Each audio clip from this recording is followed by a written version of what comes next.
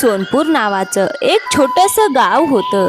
नाव ऐकायला खूप सुंदर वाटायचं, पण त्या गावातील आयुष्य इतकं सोपं नव्हतं. चारही बाजूंना फक्त शेती पसरलेली होती. सकाळी सूर्य उगवताच गावातील लोक कामासाठी शेतात निघून जात आणि संध्याकाळ होताच थकून भागून घरी परतत असत. त्याच गावाच्या एका कोपऱ्यात मातीचं एक छोटंसं घर होतं. ते घर पूर्वी गणपत काकांचं होतं, पण आता त्या घरात फक्त त्यांच्या 2 मुली राहत होत्या, सायली आणि गौरी. सायली मोठी बहीण होती. तिचं वय 18 वर्ष होते. चेहरा साधासुधा होता, पण तिच्या डोळ्यात एक वेगळीच गंभीरता दिसत होती. ती फार कमी बोलायची, पण नेहमी कोणत्या ना कोणत्या कामात गुंतलेली असायची. लहान बहीण गौरी मात्र अगदी वेगळी होती. ती 12 वर्षाची होती, चंचल, हसतमुख आणि सतत स्वप्नांच्या दुनियेत रमणारी. एका संध्याकाळी दोघी अंगणात बसल्या होत्या. सायली शिवणयंत्रावर कपडे शिवत होती आणि मशीनचा आवाज सतत येत होता, टकटक टकटक. गौरी तिच्या शेजारी बसून तिच्याकडे पाहत होती. ताई, तुला थकवा येत नाही का? सकाळपासून सतत काम करत आहेस. हे ऐकून सायली काही क्षण शांत झाली. थकवा तर येतो ग गौरी, पण काय करणार, घरही तर चालवायचं आहे. ताई, आई बाबा असते तर तुला इतकी मेहनत करावी लागली नसती. अगं, आई बाबा आता आपल्यात नाहीत, पण आपण दोघी एकमेकींसोबत आहोत ना. जोपर्यंत आपण एकमेकींची साथ देतो तोपर्यंत सगळं ठीक होईल. हे ऐकून गौरीच्या चेहऱ्यावर हसू उमटलं. आई वडिलांच्या निधनानंतर सायलीवर खूप जबाबदाऱ्या आल्या होत्या. ती गावातील घरांमधून शिवायचे कपडे आणायची आणि दिवस रात्र शिवणयंत्रावर काम करायची. कधी शर्ट शिवायची, कधी सलवार, तर कधी लहान मुलांचे कपडे. गावातील बायका नेहमी म्हणायच्या, सायलीच्या हाताची शिवण खूपच सुंदर असते. मी बाजारातून कपडा आणला की नेहमी सायलीकडूनच शिवून घेते. ती कपडे इतके छान शिवते की पाहतच राहावं. सायली तिच्या मेहनतीमुळे आता संपूर्ण गावात प्रसिद्ध झाली आहे, पण एवढी मेहनत करूनही तिला फारसे पैसे मिळत नव्हते. एका रात्री खूप उशीर झाला होता. गौरी झोपली होती, पण सायली अजूनही शिवणकाम करत बसली होती. गौरीला अचानक जाग आली. तिने पाहिलं की सायली अजूनही मशीन चालवत होती. अगं ताई, तू अजून जागी आहेस? अगं, हा शेवटचा कपडा आहे, तो पूर्ण करते मग झोपते. नाही ताई, आता बस कर, उरलेलं काम उद्या कर. अगं, आजच पूर्ण केलं तर उद्या थोडा आराम मिळेल. मग दुसऱ्या दिवशी गौरी धावतच घरी आली. तिच्या हातात एक कागद होता आणि चेहऱ्यावर खूप आनंद दिसत होता. ताई ताई, बघ ना, मला काय मिळालं. अगं, काय झालं, एवढी खुश का आहेस? अगं ताई, गावाच्या शाळेत 3 महिन्यांचा स्वयंपाक शिकवण्याचा कोर्स सुरू होणार आहे. तिथे स्वयंपाक, मिठाई आणि केक बनवायला सगळं शिकवणार आहेत. तिने तो कागद सायलीच्या हातात दिला. सायलीने तो नीट वाचला. अगं, फी किती आहे? 300 रुपये. सायली काही क्षण शांत राहिली. मग ती म्हणाली, जर तुझी मनापासून इच्छा असेल तर तू हा कोर्स नक्की करशील. खरंच ताई? हो, पण एक अट आहे. काय? मध्ये सोडायचं नाही. हो ताई, मी हा कोर्स पूर्ण करेन, मध्येच कधी सोडणार नाही. फक्त तू माझी साथ दे. सायलीने प्रेमाने तिच्या डोक्यावर हात फिरवला. शाबास, माझी गोड बहीण. आणि हो, काळजी करू नकोस, मी नेहमी तुझ्या सोबत आहे. हे ऐकताच गौरी आनंदाने सायलीला बिलगली. सोनपूर गावात एक जमीनदार राहत होता, धनराज. तो खूप गर्विष्ठ आणि अहंकारी माणूस होता. एक दिवस त्याचा नोकर सायलीच्या घरी आला. अगं मुली, ऐक, सेठ धनराज यांनी तुला त्यांच्या वाड्यावर बोलावलं आहे. त्यांना तुझ्याशी एक महत्वाची गोष्ट बोलायची आहे. सायलीला आधीच अंदाजा आला होता की विषय कर्जाचाच असणार. ती धनराज सेठच्या वाड्यावर गेली. धनराज सेठ मोठ्या तख्तावर बसून पान खात होता. अगं, आलीस का तू? तुझ्या बापाने माझ्याकडून 2000 रुपयांचं कर्ज घेतलं होतं. आता व्याजासकट ते 3000 झाले आहेत. मला ते पैसे लवकर हवेत. सेठजी, मला थोडा वेळ द्या. अगं, वेळ तर देऊ शकतो, उलट संपूर्ण कर्जही माफ करू शकतो. अगं, पण एक अट आहे. जर तू रोज माझ्या घरी येऊन स्वयंपाक करशील तर मी तुझं सगळं कर्ज माफ करीन. माफ करा सेठजी, पण तुमची ही अट मला मान्य नाही. धनराजचा चेहरा रागाने लाल झाला. अगं, बरं, मग जा आणि माझे पैसे घेऊन ये. पण सेठजी, आता माझ्याकडे पैसे नाहीत. कृपया मला थोडा वेळ द्या. मी तुमचं सगळं कर्ज फेडेन. अगं, नेहमी तुझं तेच नाटक. थोडा वेळ द्या, थोडा वेळ द्या. आता फक्त 2 दिवस. 2 दिवसांच्या आत मला माझे पैसे पाहिजेत. नाहीतर त्याचा परिणाम काय होईल हे तुला चांगलंच माहिती आहे. सायली शांतपणे तिथून निघून आली. त्याच संध्याकाळी शांताराम काका सायलीच्या घरी आले. ते गणपत काकांचे जुने मित्र होते. अहो काका, तुम्ही आलात? सगळं ठीक आहे ना? तुमची तब्येत कशी आहे? अगं मुली, तू कशी आहेस? सगळं व्यवस्थित आहे ना? मी ऐकलंय की तू खूप मेहनत करते आहेस. ते पाहून माझं मन भरून आलं. मुली, मला सगळं समजलं आहे. तू अजिबात काळजी करू नकोस. ते कर्ज मी फेडून टाकेन. नाही काका, मला कुणावर ओझं बनायचं नाही. अगं, हे ओझं नाही, हा मैत्रीचा हक्क आहे. तुझे बाबा माझ्या भावासारखेच होते. अगं, तुझे बाबा जिवंत होते ना, ते नेहमी म्हणायचे, शांताराम, माझ्या मुलींवर कधी संकट आलं तर त्यांना साथ दे. आज मी तेच वचन पूर्ण करायला आलो आहे.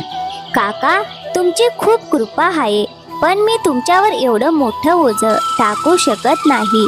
मला माहिती आहे बाबा तुम्हाला आपल्या भावासारखेच मानायचे, पण त्यांच्या कारणांमुळे तुम्ही अडचणीत यावं असं मला वाटत नाही.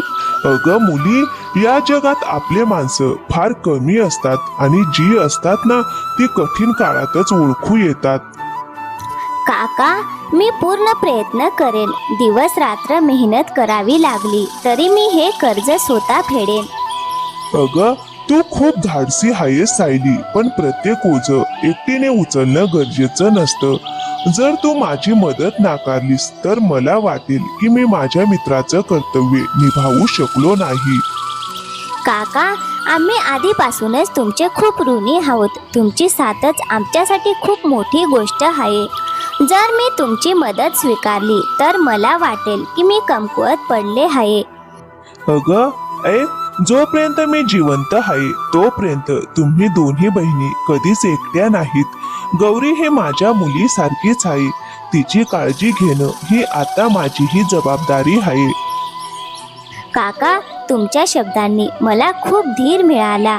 तुमच्यासारखी माणसं आहेत म्हणूनच या जगात अजूनही आशा जिवंत आहे. काका, जर मला खरंच कधी गरज पडली तर मी सर्वात आधी तुमच्याकडेच येईन. आणि ही गोष्ट कायम लक्षात ठेवेन की आम्ही एकट्या नाही आहोत. अगं मुली, फक्त एक गोष्ट लक्षात ठेव, कठीण काळ कायम राहत नाही, पण धैर्य ठेवणारी माणसं नक्की जिंकतात. इतकं बोलून शांताराम काका तिथून निघून गेले. मग दुसऱ्या दिवशी सकाळी अचानक दारावर टकटक झाली. कोण आहे? बाहेरून आवाज आला. मुली, दार उघड, मी आहे. सायलीने दार उघडलं. अहो काका, तुम्ही या ना, आत बसा. सगळं ठीक आहे ना? शांताराम काका हसत आत आले. ते हळूच बसले. त्यांच्या चेहऱ्यावर समाधान दिसत होतं. सायली मुली, आज मी तुला एक आनंदाची बातमी सांगायला आलो आहे. आता सगळं व्यवस्थित झालं आहे. काका, काय झालं? सायली मुली, मी धनराजचं सगळं कर्ज फेडून टाकलं आहे. काय? काका, तुम्ही हे काय केलं? अगं मुली, तू म्हणाली होतीस ना की तू स्वतः कर्ज फेडशील, म्हणून मी तुला आधी काही सांगितलं नाही. पण मी हे कधीच पाहू शकत नव्हतो की तू त्या निर्दयी माणसासमोर झुकावस. तू माझ्या मित्राची मुलगी आहेस. तुझा सन्मान म्हणजे माझा सन्मान आहे. सायलीच्या डोळ्यात अश्रू दाटून आले. ती भावूक होऊन म्हणाली, काका, मी तुमचे हे उपकार कसे फेडू? अगं मुली, हे उपकार नाहीत, हे माझं कर्तव्य आहे. जर आज मी तुझी साथ दिली नसती तर माझ्या मित्राच्या आत्म्याला काय उत्तर दिलं असतं. तुम्ही दोघी आनंदात राहा, हीच माझ्यासाठी सर्वात मोठी खुशी आहे. आणि लक्षात ठेवा, आता तुम्ही कधीच एकट्या नाही. सायलीच्या डोळ्यातून अश्रू वाहू लागले. काका, आज तुम्ही आम्हाला फक्त कर्जातून नाही तर भीतीतूनही मुक्त केलं आहे. हे तर माझं कर्तव्य होतं. माझ्या लेकरांनो, आयुष्यात कधीही माझी गरज पडली तर अजिबात संकोच न करता माझ्याकडे या. काका, तुमचे मनापासून खूप खूप आभार. तुम्ही आमची इतकी मोठी अडचण दूर केली. अगं माझ्या मुलींनो, आभार मानायची काही गरज नाही. तुम्ही दोघी माझ्याच मुली आहात आणि मुली कधी वडिलांचे आभार मानत नाहीत. बरं माझ्या लेकरांनो, आता मी निघतो. तुम्ही दोघींनी स्वतःची काळजी घ्या. मग काही दिवसांनी गौरीने तिचा स्वयंपाकाचा कोर्स सुरू केला. रोज ती काही ना काही नवीन शिकून घरी यायची. एक दिवस ती आनंदाने म्हणाली, ताई, आज मी पहिल्यांदाच केक बनवला. अगं, मग आम्हालाही खायला दे ना. ताई, एक दिवस आपण स्वतःचं चहा आणि नाश्त्याचं दुकान सुरू करू. अच्छा, मग मी तुझ्याकडे नोकरानी म्हणून काम करेन बहुतेक. नाही ताई, आपण दोघी मिळून ते दुकान चालू. ताई, जर आई बाबा आज आपल्याला पाहत असते ना तर त्यांना आपला खूप अभिमान वाटला असता. हो गौरी, कदाचित त्यांना खरंच आपला अभिमान वाटला असता. मग हळूहळू काळ बदलू लागला. सायलीचं शिवणकाम वाढू लागलं आणि गावात तिची आणखी प्रसिद्धी झाली. गौरीचाही स्वयंपाकाचा कोर्स पूर्ण झाला. एका संध्याकाळी दोघी पुन्हा अंगणात बसल्या होत्या. ताई, जर आई बाबा आपल्या सोबत असते तर आपलं आयुष्य किती सुंदर असतं ना. आई आपल्यासाठी गरमागरम भाकऱ्या बनवल्या असत्या आणि बाबा आपल्यासाठी गरम जलेबी घेऊन आले असते. किती मजा आली असती ना ताई. सायलीने तिच्याकडे प्रेमाने पाहिलं. अगं, पुन्हा त्या गोष्टी का आठवतेस ग? देवाने आपल्या आई बाबांना त्यांच्या जवळ बोलावून घेतलं तर त्यात आपला काय दोष? आपण दोघी एकमेकींसोबत आहोत ना. देवाने आपल्याला धैर्य दिलं आहे, हिम्मत दिली आहे. आई बाबा नाहीत पण तुझी ताई तर आहे ना. अगं, यापुढे असं बोलायचं नाही, समजलं का? मला माझी गौरी नेहमी आनंदी पाहायची आहे. आकाशात सूर्य मावळत होता. संपूर्ण गावावर संध्याकाळची शांतता पसरली होती. तेवढ्यात गावातील एक माणूस बाळू सायली जवळ आला. अगं सायली, जरा ऐक ना, कशी आहेस? मी ऐकलं की गौरीने शाळेतून स्वयंपाक बनवायचं सगळं शिकून घेतलं आहे. सायली काही बोलणार इतक्यात तिच्या शेजारी बसलेली गौरी मोठ्याने हसू लागली. अरे बाळू भाऊ, मी स्वयंपाकाचा कोर्स केला आहे आणि एक दिवस आम्ही गावात खूप मोठं दुकान सुरू करणार आहोत. अरे वा गौरी, तू तर खूप हुशार झाली आहेस. मग तो सायलीकडे पाहत गंभीर आवाजात म्हणाला, सायली, मला तुझ्याकडे एक महत्वाचं काम होतं. तुला माहितीच आहे, माझी आई नेहमी आजारी असते. आता त्यांच्याकडून घरचं कामही होत नाही. मी सकाळी लवकर शेतात निघून जातो. जर तू थोडा वेळ काढून आमच्या घरी कामाला आलीस तर मी तुला मेहनतीचे पैसे देईन. सायलीच्या शेजारी बसलेली गौरी हे सगळं शांतपणे ऐकत होती. तिच्या मनात लगेच विचार आला, जर ताई बाळू भाऊंच्या घरी कामाला जाऊ लागली तर तिला क्षणभरही आराम मिळणार नाही. तिने मनातच ठरवलं, मीच कामाला जाईन. त्यामुळे घरची परिस्थितीही सुधारेल आणि ताईलाही थोडा आराम मिळेल. गौरी मनात विचार करत होती. ताई तर दिवसभर शिवणकाम करते. जर ती बाळू भाऊच्या घरीही कामाला गेली तर तिला विश्रांतीचा एक क्षणही मिळणार नाही. सायली काही बोलणार इतक्यात गौरी म्हणाली, बाळू भाऊ, आमच्याकडे आता इतका वेळ नाही. माफ करा, आम्ही लगेच काही सांगू शकत नाही. तुम्ही आता जा, आम्ही विचार करून उद्या तुम्हाला सांगतो. ठीक आहे गौरी, मी आता निघतो. तुम्ही दोघींनी विचार करून मला उद्या कळवा. ठीक आहे बाळू भाऊ, मी आणि ताई विचार करून तुम्हाला सांगतो. बाळू निघून गेल्यावर अगं गौरी, तू बाळू भाऊंना असं का म्हणालीस? ताई, मी विचार करत होते की तुझ्याऐवजी मीच त्यांच्या घरी कामाला जाईन. तसंही घरात बसून बसून मला कंटाळा येतो. नाही गौरी, तू कुठेही कामाला जाणार नाहीस. तू अजून खूप लहान आहेस. तुझ्याकडून हे काम होणार नाही. नाही ताई, आता मी लहान नाही राहिले. मी मोठी झाली आहे आणि मी सगळं काम करू शकते. फक्त तू एकदा परवानगी दे, त्यामुळे आपल्या घरची परिस्थिती थोडी सुधारेल.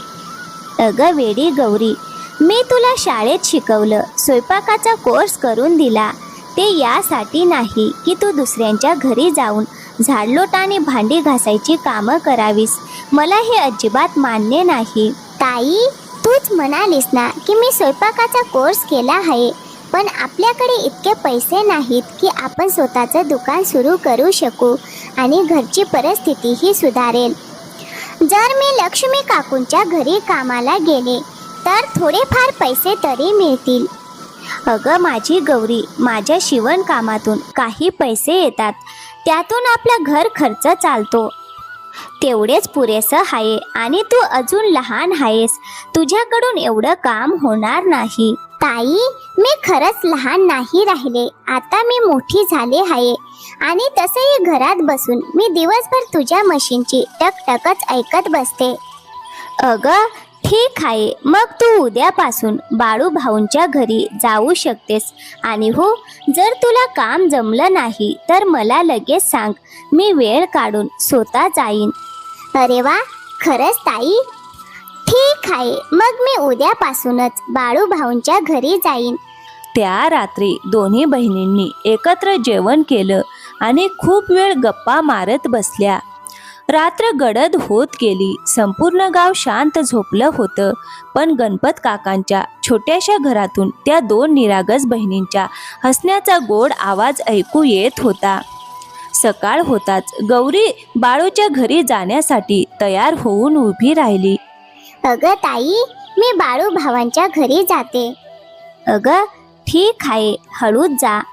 पण गौरी घराबाहेर पडणार इतक्यात सायलीच्या डोळ्यात पाणी आलं.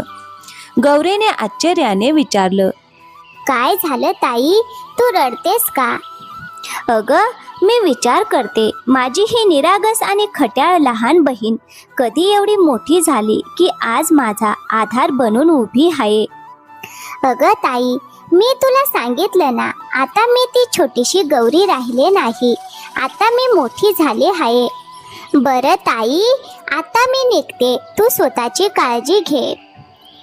गौरी बाळूच्या घरी पोहोचली तेव्हा लक्ष्मी काकू अंगणात बसल्या होत्या. त्यांनी आश्चर्याने विचारलं, अगं बाई, तू कोण आहेस आणि इथे कशासाठी आली आहेस? लक्ष्मी काकू, मी गौरी, सायलीची लहान बहीण. बाळू भाऊंनी ताईशी कामाबद्दल बोललं होतं ना, ताईच्या ऐवजी मी आली आहे. अगं मुली, तू तर एवढी लहान आहेस, तुला काम करता येतं का? हो काकू, मला सगळी कामं करता येतात. तुम्ही जे काम सांगाल ते मी करू शकते. बरं ठीक आहे, मग आधी स्वयंपाक घरात जा आणि माझ्यासाठी छानसा चहा बनवून घेऊन ये. तुला चहा बनवता येतो ना? हो काकू, मी खूप छान चहा बनवते. आताच तुमच्यासाठी मस्त चहा घेऊन येते. गौरीने प्रेमाने चहा बनवला आणि लक्ष्मी काकूंना दिला. लक्ष्मी काकूंनी एक घोट घेतला आणि आनंदाने म्हणाल्या, अरे वा गौरी, तू तर खूप छान चहा बनवतेस. हो काकू, मी स्वयंपाकही खूप छान करते. तुम्हाला नक्की आवडेल. अरे वा, ही तर खूप चांगली गोष्ट आहे. आता आधी स्वयंपाकघर आवरून घे, मग घराची साफसफाई कर, त्यानंतर जेवण बनव. आणि ऐक मुली, मी औषध घेऊन थोडा वेळ विश्रांती घेते. तू स्वतःची काळजी घे. हो काकू, तुम्ही अजिबात काळजी करू नका. यानंतर गौरीने घरातील सगळी कामं सांभाळली आणि सायली तिचं शिवणकाम करत राहिली. असं करत करत दिवस पुढे सरकत गेले. एक दिवस सायली शिवलेले कपड्यांचे जोड घेऊन गावातील एका घराकडे जात होती. तेवढ्यात रस्त्यात गावचा मुखियाचा मुलगा विक्रम तिच्या समोर येऊन उभा राहिला. अरे अरे, माझी सायली राणी कुठे चालली आहे? अगं, इतकी शांत का चालली आहेस? मी तर कित्येक दिवसांपासून तुझी वाट पाहत होतो. अरे विक्रम भाऊ, हे तुम्ही काय विचित्र बोलत आहात? देवासाठी माझा रस्ता सोडा. अगं, एवढी कसली घाई करतेस? जरा माझंही ऐकून जा, माझी होणारी बायको. अरे, मला तुझ्याशी लग्न करायचं नाही. अगं, ही कसली गोष्ट झाली? माझ्याशी लग्न केलंस तर तू खूप आनंदात राहशील. तुला राणीसारखं ठेवेन, अगदी राणीसारखं. आणि दिवसभर जी हे मशीनची टकटक करत बसतेस ना, त्यातूनही तुझी सुटका होईल. अरे नाही, मला माझ्या मशीनची टकटक खूप आवडते, त्यामुळे तुला माझी काळजी करण्याची काही गरज नाही. अरे वा, माझी होणारी बायको एवढी रागावते का? इतका राग तुझ्यावर शोभत नाही बर का. ठीक आहे विक्रम भाऊ, जर तुम्हाला खरंच माझ्याशी लग्न करायचं असेल तर तुम्हाला माझी एक अट मान्य करावी लागेल. अगं, अट? कसली अट? जर तुम्हाला माझ्याशी लग्न करायचं असेल तर गौरी ही माझ्या सोबतच राहील. हे ऐकताच विक्रमचा चेहरा उतरला. अरे, ही कसली अट? तू गौरीला सोडून दे, ती आपल्या सोबत का राहील? मला ही अट मान्य नाही. जर तुम्हाला माझी अट मान्य नसेल तर मला तुमच्याशी लग्नही करायचं नाही. आता कृपया माझा रस्ता सोडा. विक्रम काही बोलण्याआधीच सायली तिथून निघून गेली. ती त्रासलेल्या मनाने घरी परतली. गौरी घरात काम करत होती. ताई, तू आलीस आणि आरती ताईंचे कपडे परत का आणले? अगं, काय सांगू गौरी, रस्त्यात मुखियाचा मुलगा पुन्हा भेटला. त्याचं तेच जुनं बोलणं, मी तर पूर्ण कंटाळले आहे. ताई, तू काळजी करू नकोस, ये बस. मी आज तुझ्यासाठी खूप छान जेवण बनवलं आहे. जेवण करून गौरी झोपून गेली, पण सायलीच्या मनात मात्र विक्रमचं बोलणं सतत फिरत होतं. मग दुसऱ्या दिवशी सकाळी गौरी नेहमीप्रमाणे लक्ष्मी काकूंच्या घरी गेली. लक्ष्मी काकूंनी तिच्याकडे पाहिलं आणि विचारलं, अगं गौरी मुली, आज काय झालं? तू खूप शांत दिसते आहेस. काही अडचण असेल तर मला सांग. गौरी काही क्षण शांत राहिली आणि मग तिने सगळी गोष्ट त्यांना सांगून टाकली. लक्ष्मी काकू विचारात पडल्या. काही वेळानंतर त्यांच्या मनात एक उपाय आला. त्यांनी ठरवलं की त्या सायलीसाठी आपला मुलगा बाळूचं स्थळ घेऊन जातील. गौरी मुली, माझ्याकडे यावर एक उपाय आहे. उपाय? काकू, काय उपाय आहे? लवकर सांगा. अगं, तुला माहितीच आहे, मी बाळूसाठी मुलगी शोधते आहे. मला एक सुस्वभावी आणि संस्कारी सून हवी आहे आणि सायलीमध्ये तर हे सगळे गुण आहेत. मग मी सायलीचं स्थळ बाळूसाठी मागितलं तर? काकू, मी यावर काही बोलू शकत नाही. तुम्ही ताईशीच बोलून बघा. ठीक आहे गौरी, आधी जेवण वाढ. आपण दोघी जेवून घेऊ आणि मग तुझ्या ताईकडे जाऊ. जेवण झाल्यानंतर लक्ष्मी काकू गौरी सोबत सायलीच्या घरी गेल्या. सायलीने त्यांना पाहताच आदराने नमस्कार केला.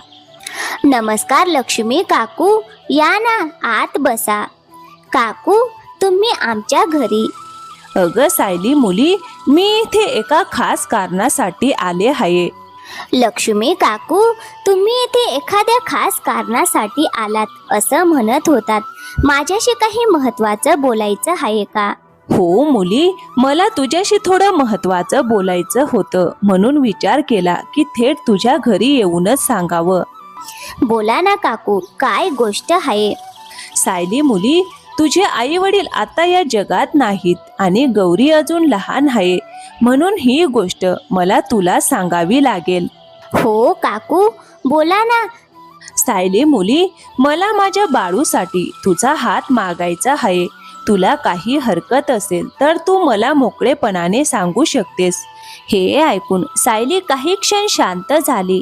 मग ती हळू आवाजात म्हणाली, काकू, तुमच्या बोलण्याला मी नकार देऊ शकत नाही, पण तुम्हाला माहितीच आहे ना, माझी लहान बहीण गौरी आहे. तिला सोडून मी कुठेही जाऊ शकत नाही. सायलीच्या आवाजात गौरीबद्दलची काळजी स्पष्ट दिसत होती. अगं सायली मुली, तू गौरीची अजिबात चिंता करू नकोस. गौरी तर माझ्या मुलीसारखीच आहे. आम्ही तिलाही आमच्या सोबतच ठेवू, तेव्हाच माझं कुटुंब पूर्ण होईल. काकू, तुम्ही खरंच बोलत आहात ना? गौरी ही आपल्या सोबतच राहील. हो सायली मुली, मी अगदी खरं बोलते आहे. तुझ्यासारखी मुलगी जर मला सून म्हणून मिळाली तर त्यापेक्षा मोठा आनंद माझ्यासाठी दुसरा कोणता असेल. लक्ष्मी काकूंनी तिला पूर्ण विश्वास दिला की गौरीही त्यांच्या सोबत राहणार आहे. लक्ष्मी काकू, मी तुमच्या कुटुंबाचा भाग बनेन. यापेक्षा मोठा आनंद माझ्यासाठी दुसरा कोणता असू शकतो, आणि गौरीही माझ्यासोबतच राहील. काकू, जर सगळं ठरलं असेल तर आता लग्नाच्या तयारीला सुरुवात करूया. अगं हो गौरी मुली, लग्न तर खूप थाटामाटात करायचं आहे. अशा प्रकारे त्या दोन्ही बहिणीच्या आयुष्यात पुन्हा एकदा आनंदाची नवी पहाट उजाडली. तर मित्रांनो, या कथेतून आपल्याला एकच शिकवण मिळते. संकट कितीही मोठं असलं तरी मेहनत, धैर्य आणि एकमेकांची साथ असेल तर प्रत्येक अडचणीवर मात करता येते. तर मित्रांनो, कशी वाटली आजची कथा? आवडली असेल तर व्हिडिओला एक लाईक करा, शेअर करा, आणि हो, चॅनलवर नवीन असाल तर प्लीज चॅनलला सबस्क्राईब करायला विसरू नका. थँक्यू. धन्यवाद मित्रांनो.